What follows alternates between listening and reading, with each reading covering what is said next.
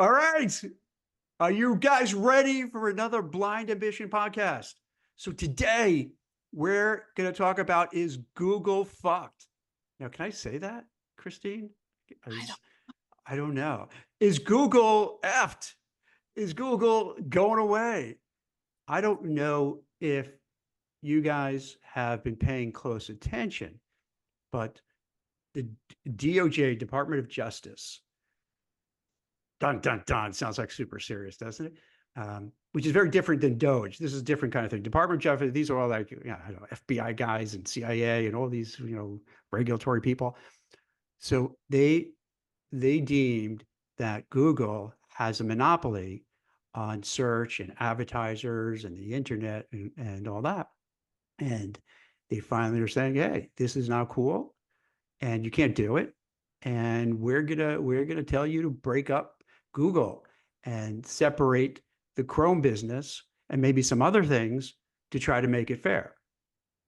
Now, I got to tell you, I'm probably really super naive because until I started looking into it before this podcast, I knew Google had such a hold on the internet, but I didn't realize they own the internet.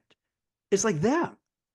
And from my understanding, and I don't want to get sued, so I'm just saying my understanding. I'm not saying this is exactly fact, but it seems other platforms like Firefox, Opera, uh, there's some other, not big names. Well, one big name is Safari, that Google actually pays billions and billions of dollars to these networks to, I think, in my opinion, why they're doing that is to show, oh, we're not a monopoly. Look, you have Bing. Bing is so awesome, isn't it, everybody? Everyone uses Bing, or everyone uses Oprah. Is that how you pronounce it? Is Oprah, Opera? Whatever that, exactly. It's like, what is it? Or Firefox. Like, who uses Firefox? But they underwrite them. So everything is done by Google. And it makes sense to me to say, wait a minute, tech is awesome. Tech is great. A lot of wonderful things from tech. But at the same time, if you have so much leverage, that doesn't seem fair because then you can't compete because they could say whatever they want to say, do whatever they want to do, and just control the narrative.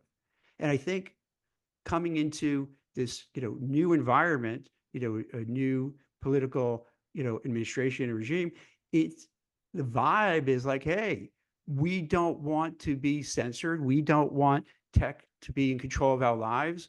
We want our own privacy. So it's going to be really interesting. And then you throw in Elon Musk and others, and this could be an awesome show to see how this all plays out. So what do you think, Chris? Did you look into what's going on with this whole trying to just break up Google? Yeah, and you're exactly right when you talked about the agreements that they have with Apple and Samsung. That's why, in addition to divesting the Chrome browser, they also Mhm. want Google to stop, like, do away with these third-party agreements with Apple and Samsung, and they also want to divest its Android mobile operating system, which will be interesting. A lot of people think that, the experts say, that it likely won't happen, that they'll divest the Chrome browser, but that it's just a negotiation tactic for them to agree to the lesser things, like doing away with these agreements that you had talked about, which make them practically own the internet. I think the words that the DOJ used was they're the gateway to the internet. Yeah. I, you know, I see two different ways it could play out. One could be like what you're saying is that, you know, because these things go through court, they go through the legal system and it could take years and years. And Google has so much freaking money. They could go on forever, you know what I mean, to fight these things and go on. So it could be there'll be token things that say, oh, yes, we won't do this, we won't do that.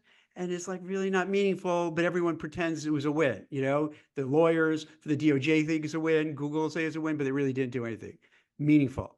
or or in this new environment where Elon Musk becomes a wild card. And I don't want to come across like I'm a, Elon Musk bootlicker kind of guy, but you got to admit, somehow he's insinuating himself with a lot of different things, particularly with the new administration. And this is not politics. This is just what it is, right? So he's getting very involved. He owns X. His ambitions, what he said, is to make not to make X bigger and bolder and like really be the almost the gateway to the internet and everything else, and even banking and other things. So he has a vested interest, and he's pretty, as everyone has seen, he's become very tight with Trump. So there could be, and Trump, by the way, if I understand correctly, Chris, Trump initiated his DOJ to go after Google when he was the president. So like, if he was doing it back then, this might be him saying, "Hey, you guys screwed me over with tech and the internet and kicking me off different platforms. I'm going to make sure this doesn't happen again." So maybe they would split it off, Yeah, in 2020, it was Trump's DOJ right? that filed this landmark case against Google, and they've had an interesting relationship since. Mhm. During like the election cycle, I think Trump had posted on Truth Social. He said, "Google is crooked, election interference machine, totally illegal. They will pay a big price for what they're doing." And then even Elon Musk kind of echoed that. Um, Google had alleged bias in its search results because apparently when people were Googling Trump, they would get Harris results. But then when you Google Harris, you don't get Trump results. But since then, Sundar Pichai has been trying to curry favor with the Trump Mhm. administration. When Trump had said that there's not enough good stories about him, Pichai told him, like, no, you're the number one person on all We love you. Google You're the best. stories. And then when he did like the whole Yeah. McDonald's thing, Yeah. apparently Pichai had called him up and praised him on it and told him it was the biggest event they've had on Google search results. And then it's not hard to win Trump over with compliments. So then he kind of turned like his opinion on Sundar Pichai and on Joe Rogan's podcast, called him a great guy. So that is interesting. But then to go back to what you were saying with Elon Musk, he's definitely this unknown thing. And we don't know in what way he'll influence like the tech market as far as under the Trump administration, because the information actually reported this week that when Sundar Pichai called Trump to congratulate him, Elon was on the line to Sundar's surprise. And now, if I was him, I would be a little unsettled about that because Musk companies also directly compete with Google in AI, self driving cars, and social platforms like X and YouTube. So we've heard about, Musk being on calls with like foreign leaders, but then this is the first time we've heard about him being on a call with like a big tech CEO. So it begs the question, like, how much influence will he have when it comes to like his own competitors? If I could just take a sidestep, Mm-hmm. you got to admit, it's pretty cool where you see Trump, Rogan, Dana White, and all these people at like, a UFC fight or a boxing match. It's wild. It's like theater. So I know we're going a long time, but it's wild, and it's also wild too. Where what was that 6 months ago when AI, it was even maybe a little longer ago, where people would put in, you know, uh, queries and prompts about, who are the, founding fathers, and they would come back and show, a Japanese person or some black pope, and so clearly that the algorithms and whatever they were coding, they were putting in things that just weren't true. So to be fair, when you see a company does that, you have to say, wait a minute, if they're doing that, right? If they're kind of rigging what you're going to see and what you're going to read and what you're not going to be able to see and read, it's reasonable to say, hey, you know what? Maybe you're a little too big for your britches, and maybe it's time to cut you down a little bit because you have too much power and too much control. And let's try to, level the playing field. Instead of having one Google, maybe we'll end up having 10 Googles. And that's not new. Like back in the day, you had, AT&T, and they used to call it Ma Bell, and all the telephones and all the lines were run by one huge entity. But then there were suits about um, monopolies, just like we're talking about now with Google, about monopolistic kind of structures, and they ended up spinning off different, in New York and whatever, San Francisco, whatever it may be. I'm not being accurate about like the places they're going to, but you understand what I'm talking about. That they broke it off into separate entities, and these separate entities thrived and doing well. So in a way, if even if they say Google be broken up and they you know have to get rid of Chrome, sometimes from an investor perspective, it unleashes a lot of more money and they could do different things. So that could be an option too, where Google might even say, we'll still have an interest in the part that we're spinning it off. We might not own them 100%, but we may have some ownership stake, and they'll profit from their core business and all their ancillary businesses like the driverless cars, and and this way they're not going to be deemed as monopoly, but they still have their fingers in the pie of a bunch of things. It's actually quite ironic because the same thing happened to Microsoft Mm-hmm. around 2001, 2002. And it was because of that settlement Mm-hmm. that it opened the door to like broader competition in the internet browser market, which created Yeah. an opportunity for Google to begin its own meteoric rise. So yeah, I thought it was kind of ironic that they kind of got to like their ascendancy because the same thing happened to Microsoft and it opened the door for Google themselves. So in that aspect, it's kind of it could be exciting because Google was such a big thing. So then let's say if they do this to Google, what kind of innovation can we see now that like competitors would have the chance to grow as well? See, that's a brilliant point, because if you have a monopoly, you control everything. Like, and we've reported on this in Forbes a lot, where it seemed pretty obvious that for software engineers, software developers, they make at Google so cushy that they don't want to leave and make a startup of their own. They want to keep them in house. So they make their lives so nice and they pay them so well that they keep it there. So you don't, to your point, Chris, so Mhm. that it stifles new technologies, because if you're making 500,000 plus a year, plus bonuses, plus this, plus that, and you have food catered for you, and you're not really killing yourself, am I going to go and start a startup and I have two young kids? Maybe I'll just stay where they are. So they're kind of, they're not, you can't say Google people are dumb. They're brilliant. They're smart. They're conniving in a way. So they keep these people, I don't want to say shackled, but golden handcuffs. And that's, and then it's, if you break these companies up, and here's another thing too, just another little tangent. I wonder why, like, now the DOJ is going after him, but now for the first time, you do see big competitors, OpenAI, Perplexity, Claude. There's so many other types of ways now that AI have a platform that you don't have to Google, and you can go to these platforms and get good results. Sometimes even, for me personally, sometimes even better results.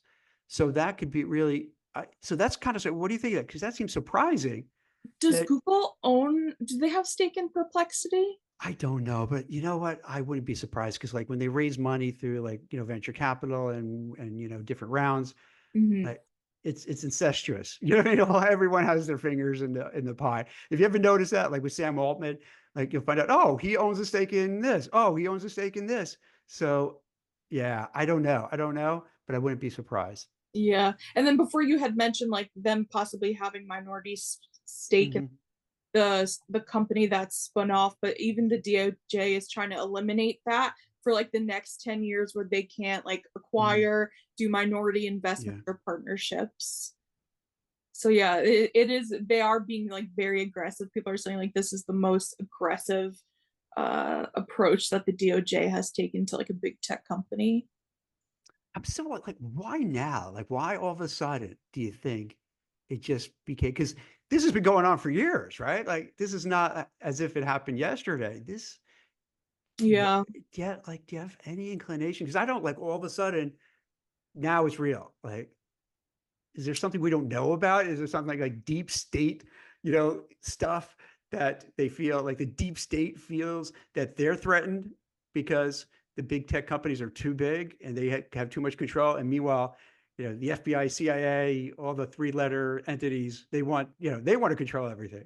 hmm I think it started with like Trump not like I know he had grudges Mhm. against like Meta or Mhm. Facebook at the time, and then Google, and then the Biden administration's known for just being tougher with like regulation and stuff. So I think it was just like a natural progression from that.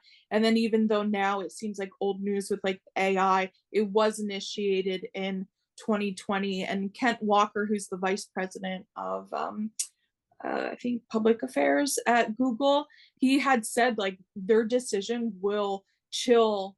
He used chill our investment in artificial intelligence in like his corporate blog post that he wrote. So he said this will actually dampen like their investments in Google AI, which he says is the most important innovation of our time. So that will be interesting to see. It will like God forbid this did go through, what that would mean for artificial intelligence as well. But why? I'm not sure if I follow that because it almost like they're crying wolf, like, oh, what's going to happen to poor us? We're not going to make trillions of dollars I in this think thing. I think because now AI is ingratiated in Mhm. like the Google search. So maybe he was referring to like that aspect. Like Gemini is included like in a Google search. Mhm. He also said it would endanger the security and privacy of millions of Americans, and it would require disclosures to unknown and foreign domestic companies. And they would have our search queries, which I kind of agree with. That does seem a little bit dangerous, Mm. harmful. So that's why I don't think it'll likely happen that Chrome gets spun off. I think they'll just have to like agree to just be friendlier to their competitors. The more like I dig into it, and obviously you've done a lot of research into it, it has to be hard to change it. Like if you're in control, in this case for Google, for so many years and have so much power and so much money and so much influence, and they probably, allegedly, buy out all these congressmen and senators to be on their side and all these lobbyists, it's gonna be a hard fight, because they don't want to lose their power. But on the other side, like you were talking about, with Trump, concerned about like what it would mean for him in terms of, the internet, and with Elon Musk, they have some power too. So this could be a big brawl. Yeah, and Google does plan to fight it. They're appealing the monopoly ruling that happened in August, which will draw out like the final conclusion. And then also, Google is set to file its own proposed remedy, just like how the DOJ said they have to spin off Chrome. Google can Mhm. come up with its own remedy, and then that likely won't happen until I think August 2025, which will fall under the Trump DOJ. So it will be interesting. Now, here's another thing that could be a game changer. Mm-hmm. Let's say there's a lot of momentum, with trying to dismantle Google or break it up Mm-hmm. and not be a monopoly. What would then stop the DOJ and the Trump administration and others to say, hey, Facebook, you have Instagram, you have this, you have that. You kind of like have a little too much power and clout too. Maybe we got to break you guys up, which Yeah. it sounds crazy, but if you really think about it, why wouldn't they look into that and see? Because let's say you and I wanted to start our own, you know, social media platform, like we would get crushed like bugs, you know? Mm-hmm. I mean, could you have it? But yeah, maybe you'll have like a blue sky or something. I know they're getting a lot of traction now. It'd be interesting to see how that plays out, because then that might show, oh, other social medias can thrive. Um, I think that's also why Mark Zuckerberg during this election cycle was very quiet and didn't make an endorsement. And then also Jeff Bezos, because then they could turn around and say the same thing about Amazon. There's been a lot of conversation about breaking up Amazon, and yes. he pulled that Washington Post endorsement and definitely has been trying to curry favor too. So they know what they're doing and they're very It, strategic about it. yeah, it wouldn't be surprising, especially if the DOJ wins, right? Mm-hmm.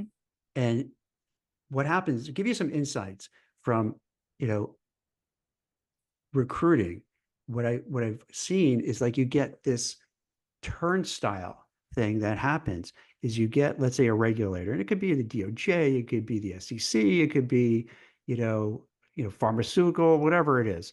And what ends up happening a lot of times, the people in these jobs, even in the private sector, they get paid well, but not like lavish. So what ends up happening, these regulators will then go to a Facebook, they'll go to a Google, they'll go to an Apple, they'll go to whatever, whatever, and then they get paid gobs of money because now they know all the information over there. So it's going to be interesting to see how also that's going to play out, because you have this, you can have a group of people, all these lobbyists, everybody who's going to want, they're watching out for themselves. And then for employees as well, I think a big draw is working at a prestigious company Mm-hmm. like Google or Meta. So if they get spun out, you're like, well, prestige isn't here anymore. So then I feel like those Mm-hmm. people would leave in droves as well. Yeah.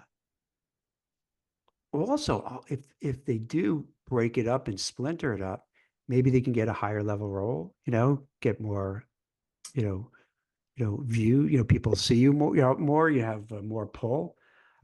Because if you place like Google with like, I don't know, what do you have? 1 billion people working there, something crazy like that.